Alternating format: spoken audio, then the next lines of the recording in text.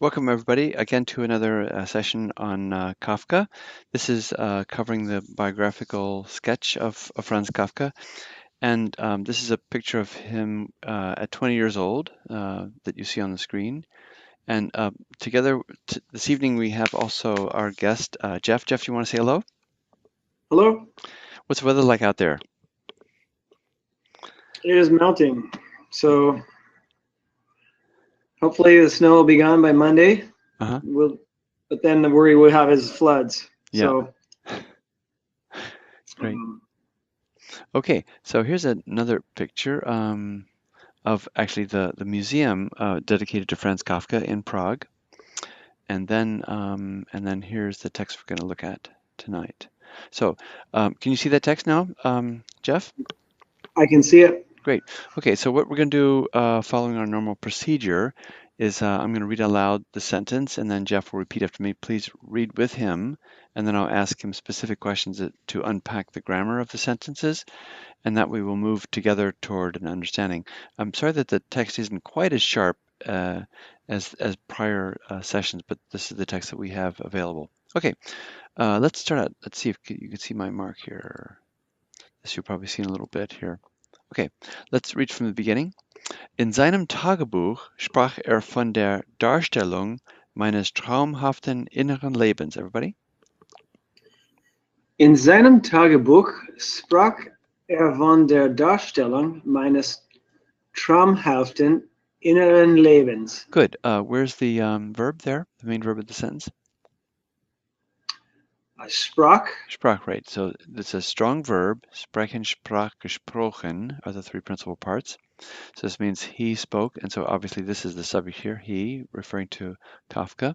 In his diary, Tagebuch, Daybook, he wrote about the Darstellung meines traumhaften inneren Lebens. So he wrote about the representation, and then you have a genitive here, of my dream-like inner life.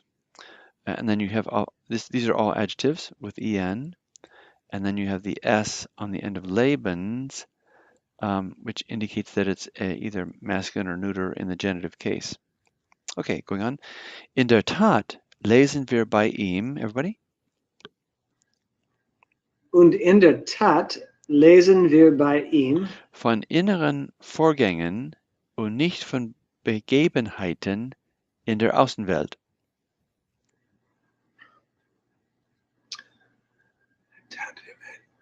von inneren Vorgängen und nicht von Begebenheiten von in der Außenwelt. Good. Okay, great. So where's the verb there? Up to in the Lesen. lesen. We read. So notice when you have a participial phrase or a prepositional phrase, that it reverses the verb and the subject. So we read. So indeed, in fact, we read with Kafka by ihm of inner processes and not from Begebenheiten, which are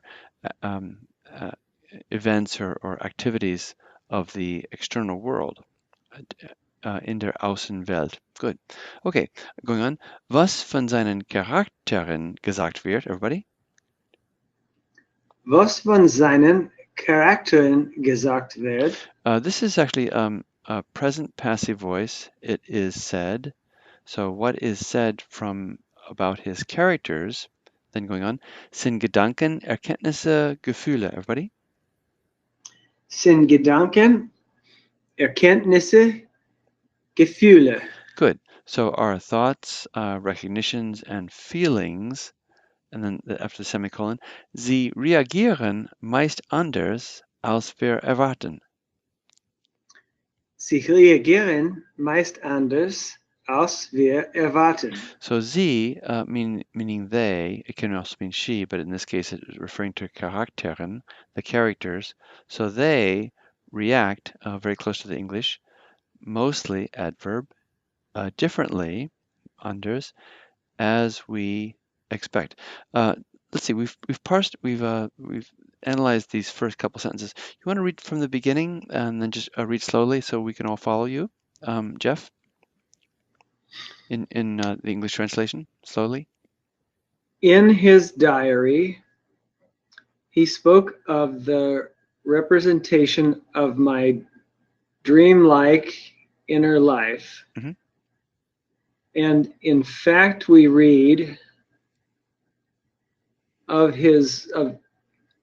inner processes and not about situations of the external world. Go ahead. What is said about his characters are thoughts, recognitions, and feelings. They react, for the most part, differently than we expect. Perfect. Great. Good job. Okay, going on. Kafka gestaltet das innere Leben in einer Form, everybody. Kafka gestaltet das innere Leben in einer Form, die überrealistisch ist. die überrealistisch ist. Okay, up to that point, where's the verb? Gestaltet. Yeah, and this you've heard of Gestalt therapy. This is gestalten, means to form or to shape. So Kafka shapes, and where's the direct object? The subject, Kafka. The direct object is Inner Leben. good.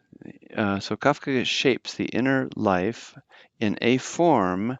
Now D is a relative pronoun that it's whose antecedent is form.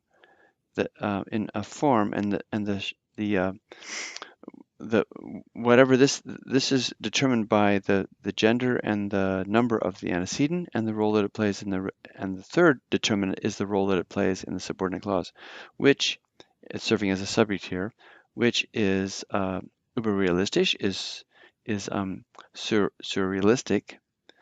Going on, aber schreibt, als verfasse Zeitungsberichte. Everybody? Aber schreibt als Verfasser Zeitungsberichte. So in this little phrase here, we're coming across the first instance we've had of the subjunctive in German, which is right here instead of verfasst, verfasse.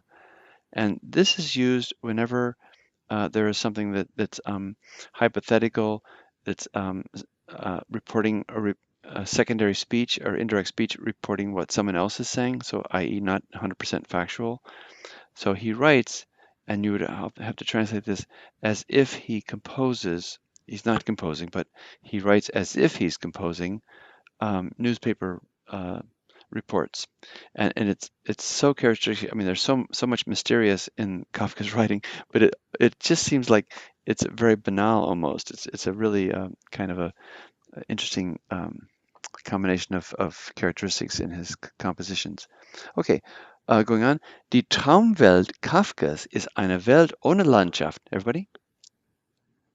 Die Traumwelt Kafkas ist eine Welt ohne Landschaft. Notice you can tack an S on the end of a proper noun to make it the possessive. So the dream world of Kafka is a world without landscape, ohne Bäume und Büsche, Meer und Berge. Everybody?